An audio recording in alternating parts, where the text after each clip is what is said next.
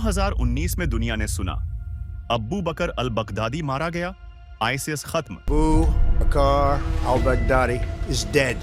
He was the founder and leader of ISIS. He died like a dog. He died like a cow.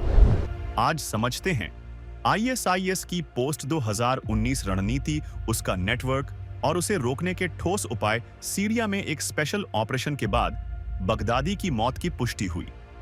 इसे एक बड़ी कामयाबी माना गया क्योंकि टॉप लीडर हटाने से संगठन ढह जाता है, यह आम मान्यता है। लेकिन आईएसआईएस के साथ कहानी उतनी सीधी नहीं निकली। संगठन ने जल्दी ही नया नेतृत्व खड़ा किया और अपनी रणनीति केंद्रित से विखंडित मॉडल पर शिफ्ट कर दी, यानी छोटे सेल्स, कम प्रोफाइल और कम लागत में असरदार हमले। पृष्ठभूमि संक्षेप में 2000 के दशक में इराक आधारित नेटवर्क से निकला एक गुट धीरे धीरे इराक और सीरिया का इस्लामिक स्टेट यानी आईएसआईएस बना। अस्थिरता, सत्ता शून्य, सांप्रदायिक तनाव और सोशल मीडिया पर प्रोपेगेंडा, इनके मेल से उसे तेजी से पांव पसारने का मौका मिला। एक समय पर उसने बड़े भूभाग पर समानांतर शासन जैसा ढांचा खड़ा कर लिया। टैक्स वसूली, जबरन भर्ती और संसाधनों पर कब्जा। आईएसआईएस ने दो मोर्चों से ताकत बढ़ाई।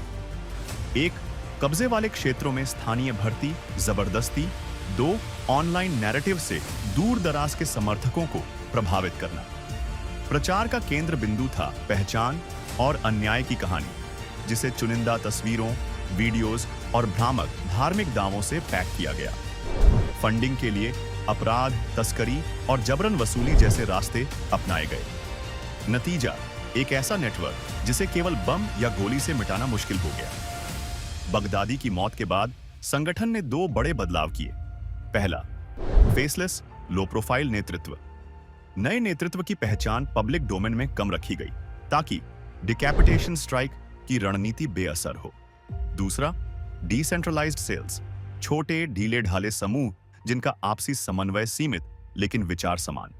इससे बड़े टारगेट की बजाय नरम आसान टारगेट पर छोटे हमलों का जोखिम बना रहता है। यही वजह है कि टॉप बॉस हटाने के बावजूद नेटवर्क का लो इंटेंसिटी खतरा बना रहता है, क्योंकि विचारधारा और माइक्रो सेल्स को खत्म करना कहीं अधिक कठिन है। आईएसआईएस की रणनीति का अहम हिस्सा बना लोन वुल्फ, अकेला व्यक्ति, स्थानीय संसाधनों से छोटे स्तर पर हमला। यह मॉडल इसलिए खतरनाक है क्योंकि इसमें प्लानिंग और संचार बहुत कम दिखता है, डिटेक्ट करना कठिन। प्रेरणा, ऑनलाइन नैरेटिव, फोरम क्लिप्स से मिल सकती है, भौतिक ट्रेनिंग कैंप की जरूरत नहीं। छोटे छोटे हमले भी समाज में डर और सुर्खियां पैदा कर देते हैं। हम किसी भी तकनीक तरीके का विवरण नहीं दे रहे, उद्देश्य सिर्फ खतरे की प्रकृति समझना है। आज परिदृश्य यह है, मध्य पूर्व और अफ्रीका के कुछ हिस्सों में स्थानीय संघर्षों के बीच आईएसआईएस लिंक्ड समूह सक्रिय दिखते हैं। यूरोप, एशिया में समय समय पर साजिशें, छिटपुट घटनाएं सामने आती हैं। संदेश साफ है, नेतृत्व बदलाव के बावजूद विचारधारा और नेटवर्किंग पैटर्न बना रहा। निष्कर्ष, आईएसआईएस संगठन से कहीं बढ़कर विचार और नेटवर्किंग का ढांचा है, इसलिए खत्म होने की घोषणा के बाद भी खतरा अलग रूप में लौट सकता है। वीडियो उपयोगी लगा हो तो शेयर करें। मिलते हैं अगले एक्सप्लेनर में। जय हिंद।